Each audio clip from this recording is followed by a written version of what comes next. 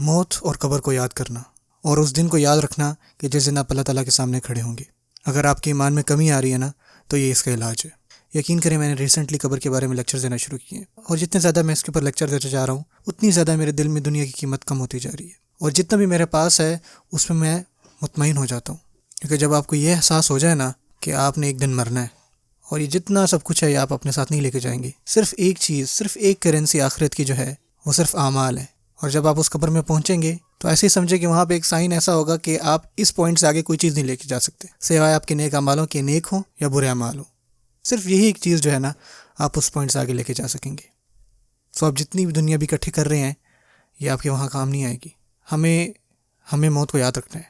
رسول اللہ صلی اللہ علیہ وسلم فرمایا کرتے تھے کہ لذتوں کو ختم کرنے والی چیز کو کثرت سے یاد کرو، اور وہ کیا ہے بھلا؟ موت ایسی چیز ہے جو تمام لذتوں کو ختم کرے گی، اور مرنے کے بعد آپ کو صرف ایک ہی احساس ہوگا، صرف ایک ہی۔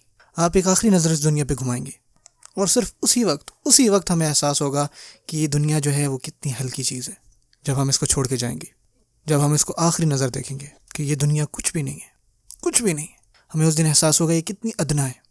اور اصل لوگ تو وہی ہیں جن کو یہ مرنے سے پہلے احساس ہو جائے۔ آپ صلی اللہ علیہ وسلم نے اس دنیا کے بارے میں فرمایا، ایک دفعہ وہ اپنے صحابہ کے ساتھ جا رہے تھے، تو وہاں پہ کوئی جانور مرا پڑا تھا، اور اس کی لاش جو ہے وہ بوسیدہ ہو رہی تھی اور گدھے اسے کھا رہی تھی۔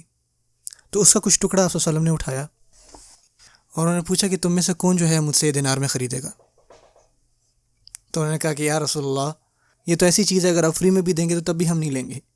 ایک ایسی چیز جو مردار ہے، وہ یہ کہہ رہے ہیں کہ ہم مفت میں بھی نہیں لیں گے۔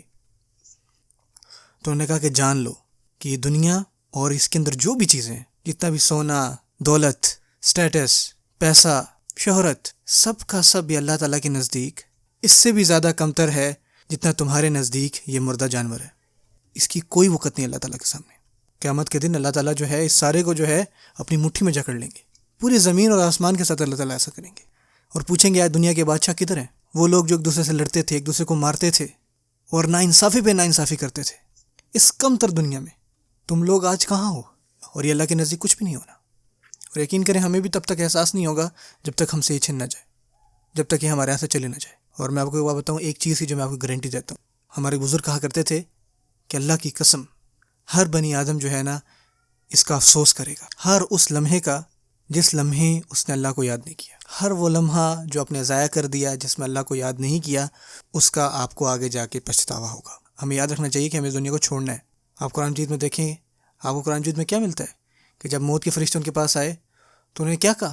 یا رب ارجعون، مجھے واپس بھیج دیں، ارجعونی، مجھے واپس بھیج دیں۔ کیوں واپس کیوں جانا چاہتے ہیں؟ کہ واپس جا کے وہ نماز پڑھیں گے؟ نہیں۔ کیا واپس جانا چاہتے ہیں تاکہ وہ اپنے خاندان کو دیکھیں؟ نہیں۔ لعلی اعمل صالحا فیما ترک، تاکہ میں جا کے ان نیک اعمال میں سے کچھ کروں جو میں نے چھوڑ دیے، تاکہ میں جاؤں اور وہ جو اعمال تھے جو میں نے چھوڑ دیے تھے میں ان کو کچھ ان کا بہتر کروں۔ ہمیں چاہیے کہ جو ہمارے سامنے خیر ہے وہ ہم کر لیں، اور ہمیں چاہیے کہ جو ہمارے سامنے بدی ہے اس کو ہم چھوڑ سکیں۔